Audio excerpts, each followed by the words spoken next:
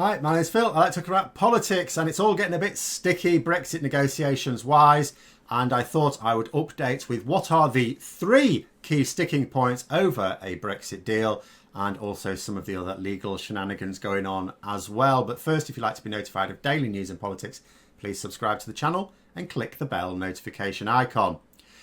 So at the moment, of course, you would think we're on a trajectory to a no-deal Brexit. That's the most likely outcome. I would say that's the most likely outcome.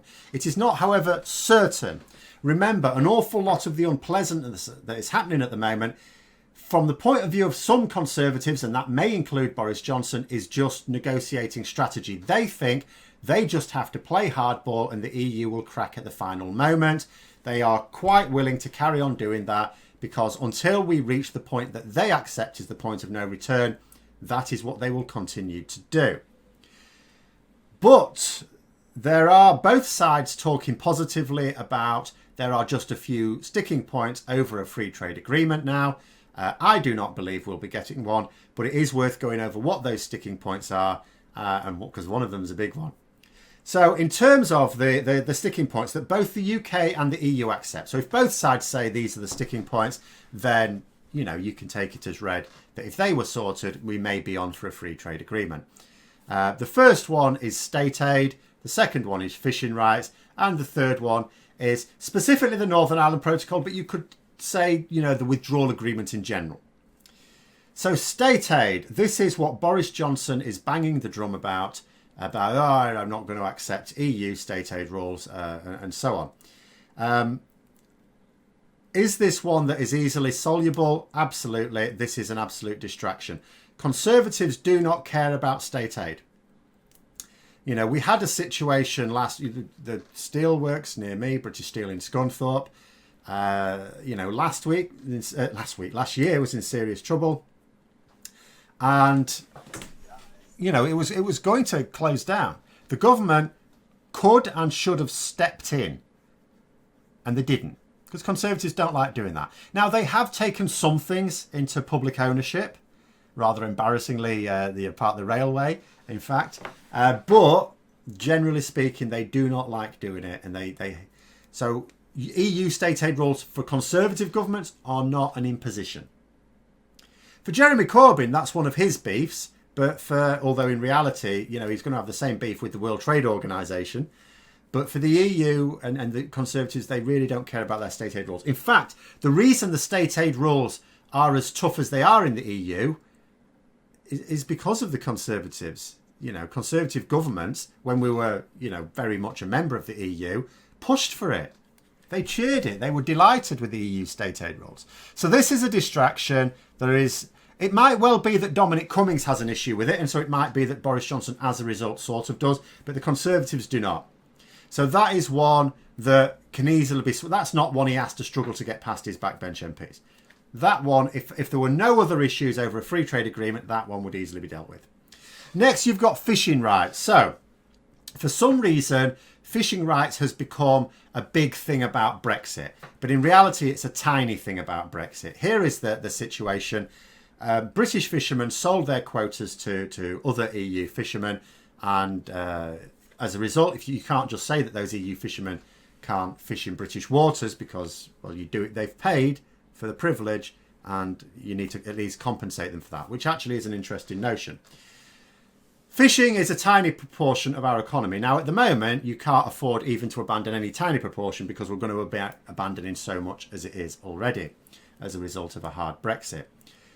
But it is a small proportion of our economy. In addition, the catch of British fishermen right now, where apparently they've got these terrible impositions from the EU quotas, the amount of fish landed by British fishermen in British waters is way more than is sold in UK markets. And I don't just mean because actually a lot of the fish landed in British waters is sold overseas, because we don't actually have much of a taste for it. The cod we have is Norwegian, for example. But even if we changed our taste regarding fish and we agreed only to have British fish, then in fact, you've still got British fishermen who can't sell their fish. Because if they can only sell it to the British market, they already land too much, way too much. And obviously, in the event of an acrimonious no deal, they won't be able to sell it in Europe. It'll be blocked. I mean, the tariffs will be too high to make it competitive anyway, but they won't actually physically be able to get it to market because where would they send it? France? Good joke. You're going to have French fishermen blockading the ports there. Not happening. So what does Boris Johnson do about this? If you have, if you have him just go back and say, oh yeah, we've got to honour these quotas, obviously he looks very bad amongst particularly the fishing towns that voted for this. Grimsby, for example, again, not far from me. I lived there for over 10 years. Huge fishing port, massively reliant upon the EU. Its entire economy is entirely dependent upon EU membership. Grimsby overwhelmingly voted for Brexit. Grimsby also is a traditional Labour area that at the last general election voted for the Conservatives. I said if they do this, I will have to label them the dumbest town in England. I label them the dumbest town in England. They have overtaken Hartlepool. Congratulations. Don't moan at me if you're a resident of Hartlepool. You did hang that monkey. That's on record. So Boris Johnson probably politically can't just go, oh, well, we'll back down on the fishing thing. So I imagine what will happen is, first of all, we'll just pay compensation. So we pay compensation to the foreign fishermen who paid fair and square for those quotas. And then still come up with a system of allowing them to buy different quotas. Because I think it's just a perception thing. Allowing French fishermen and Spanish fishermen and so on to fish in British waters, maybe in smaller numbers, and maybe because we're not going to be able to sell as much fish anyway. Let's face facts, because of the tariffs, if nothing else, and you know you compensate them and use the money to buy back quotas that we have set, and then it's the perception shifts because then these aren't quotas set by the EU, they're quotas set by the UK government, and that may be the way around that. So there's a way around that, I think, as well. Then there's the third issue. This is the Northern Ireland Protocol. As I say, it's the general idea of rewriting the withdrawal agreement, but it's related to the Northern Ireland Protocol. The government are still bigging this up now. They're tweeting about it even today, and yesterday, from your point of view, today as I do this, talking about the fact that, we're going to make trade frictionless between Great Britain and Northern Ireland. Now, of course, this is where the legal difficulty comes. From the EU, and also where the trade consequences come from the US as well, because Trump's envoy to Northern Ireland has been reminding people, he's been at it again yesterday, reminding people that if Britain causes a hard border in Ireland, inside Ireland, which is what happen if you don't have that border between Great Britain and Northern Ireland, then there will be no trade agreement. There will not be. And he was again emphasising the fact a lot of Conservatives like to make out that it's a party political issue. It is not in America. It is not. Not a partisan issue at all. So, and then the EU, of course, they've given Johnson until the end of September. Well, that's now. To withdraw the offending parts of the Internal Market Bill. So we'll have to see what happens. Now, I do know, so talks are obviously still continuing. They're still taking place. I'm not really hearing a great deal of what's coming out of them because, of course, how can anything come out of them? The real action would be the legal action taken by the EU against the UK. Now, I wouldn't expect this to be immediate because, for a start, I happen to know that they're not currently sure what form it should take. So they could just take the UK to the European Court of Justice. Because the withdrawal agreement allows for that, which does have authority. As I say, even if Brexiteers deny it or refuse to accept it, it does. Or they could go for arbitration, go to an arbitration panel. Now, I suppose the thing about the arbitration route is it's politically less fiery, but it'll just depend on which one's going to get the best result.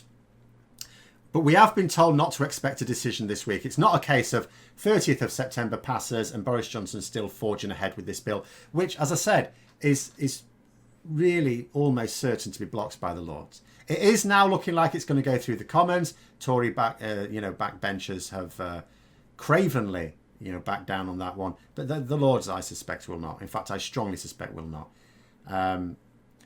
So, it's not a case of it becoming law. It's a case of the fact that the government have stated their intention to breach the treaty. That in itself is enough. And But yeah, the EU are not really sure. Also, I think it probably makes sense for them to just actually wait for Boris Johnson to play his hand. Boris Johnson has said that his deadline for Brexit talks is the 15th of October. Now, he's set deadlines before, but this one is more realistic because, you know, so it's all got to be, if we agree anything at all, it's got to be ratified by the EU Parliament and member states as well of the EU. So from the EU's point of view, because a legal process is not exactly hurried anyway, it's not like they can take them to initiate court action one day and it's sorted out the next week. It'll take some time. So for the sake of waiting another couple of weeks, they may as well do that. Why rush? So that's the situation where we are at the moment. Like I said, the state aid thing is a complete distraction. If that was a sticking point, if that was the sole sticking point, I would say that's just him being silly. The fishing rights thing, I think, can be dealt with politically. It's not actually a big issue. It's just, you know, in the media, they make out it's a much bigger issue than it is. That can easily be dealt with as well. It really is this trade between Great Britain and Northern Ireland that is the sticking point. This border inside the UK. That is the one that is politically incredibly difficult. And the main reason why I think politically at the moment we're not likely to get that free trade agreement, because I don't see a political solution to it in the UK. But it is what it is. Again, from Boris Johnson's point of view, it may well genuinely be that he does not intend to go through with it. He knows the Lords will block it anyway. And he just wants to use it to show the EU he's serious and them to be so frightened of having to impose a border within Ireland that, you know, they back down. And when he finds out that they're not going to do that, because they can't do that, that would be a breach of World Trade Organization rules, and that would mean they would lose confidence amongst not only their own member states, but the wider entrance into the single market as well. But that's the situation. Let me know your thoughts in the comments below. I hope you found the video interesting. If you did, don't forget to click the like button. If you'd like to support the channel further, please also click the Patreon link for details. And until next time, I'll see you later.